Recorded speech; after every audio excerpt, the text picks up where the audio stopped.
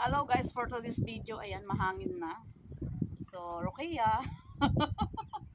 Ito yung boat ni Sir. Ayan. Mahangin na po at hapon na. Ngayon lang po kami aalis. Pero wala pa po ang driver namin. Wala pa si Sir. So, ayan, para akong haggard. Haggard na haggard, guys. Ayan, dito po kasi ako lagi na pwesto. So, ayan. Ito lagi ang pistuhan ko sa unahan.